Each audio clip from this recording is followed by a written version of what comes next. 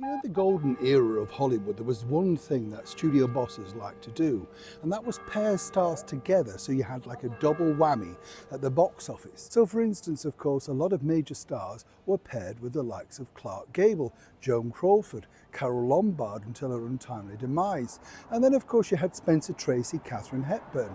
But there were certain sort of, how should we put it, combinations that literally exploded on the screen.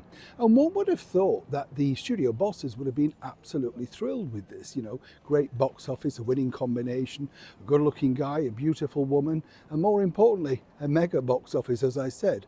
But apparently the studio boss was less than thrilled with this, so much so that at the 11th hour, he even wanted to, well, pull the movie from the screens. As ever, let me explain. Hi, good to see you today, and as ever, thank you so much for your time. We'll have a lovely wave. You all right?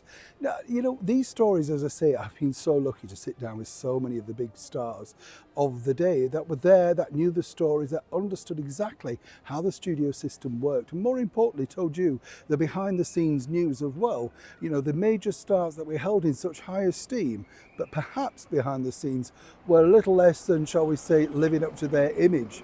You know, there were the sort of girls, weren't there, that really they were marketed as bad girls of the silver screen, you know, the likes of Mamie Van Doren, remember her? Jane Mansfield was apparently, well, no man was safe around Jane, and then there was luscious Marilyn, of course too dumb to take notice, but a very savvy businesswoman, as I've mentioned here before on the show. Way back in 1946, this particular movie, when I show you this image, absolutely, Lana Turner, looking resplendent, all in white, literally rocked the box office. And according to Mickey Rooney, this was a long and convoluted sort of route to getting this literally on the screen, because they'd bought it already about 10 years before. But the boss of MGM, Louis B. Mayer, just thought it wasn't the sort of movie that MGM should make. But Lana Turner pushed hard. She felt that this was a breakout role, a chance for her to show people that she could finally act. Now, the studio was so cash rich at the point they could decide whether to make the movie or not, or simply make the movie and bury it. They did that quite a lot with a lot of movies that they felt simply were not up to the studio scratch. This one was totally different though, because obviously The Postman Always Rings Twice was really their MGM's answer to Double Indemnity, and of course Barbara Stanwyck had had a huge success with that Billy Wilder classic. They thought they were onto something similar. According to Mickey though, Louis was, well, less than impressed even when he was shown the daily rushes. Now the costumes were, for Lana, put together by a wonderful costume designer who simply went under the name of Irene. A lot of them did. Who remembers Adrian, who literally designed the wonderful shoulder pads for the megastar that is Joan Crawford, and then started a wonderful fashion trend. You see, that's how these things happen.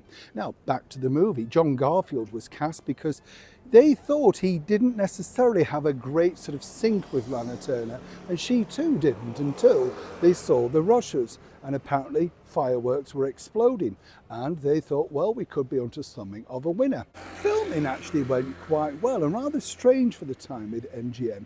They decided to film on Laguna Beach, which they didn't normally go out on location, but both agreed that this would add really to the drama. It was difficult then, you see, because of lighting and sound and stuff like that. That's the reason why they preferred to stay inside the studio.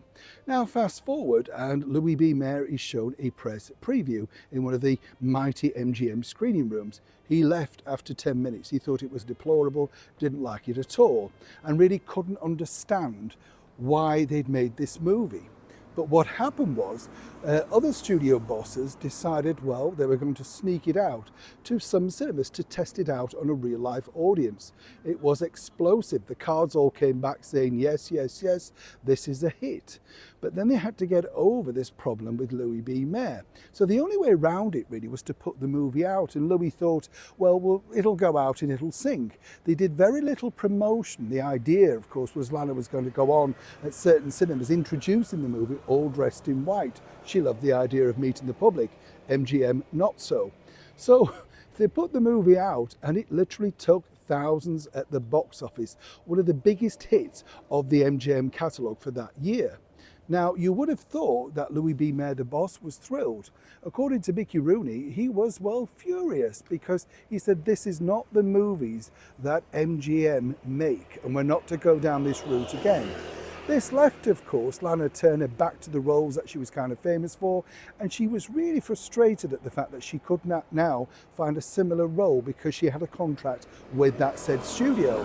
It was only at the end of the 40s when they re-put her back into things like The Three Musketeers, heralding the fact that for the very first time in 1949, you could get to see Lana Turner in glorious Technicolor.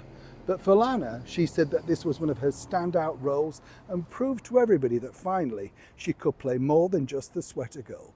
But according to Mickey Rooney, she never truly got over or forgave the boss Louis B. Mayer for, in her eyes, sort of hampering her career to go further. Have you seen The Postman Always Rings Twice? Do you like it? And would you watch it again? I'd love to know what your thoughts are, because of course there was a remake, wasn't there? But nothing truly beats the original. Now, you've all got that image in your head, haven't you? Neil Sean in the very heart of London.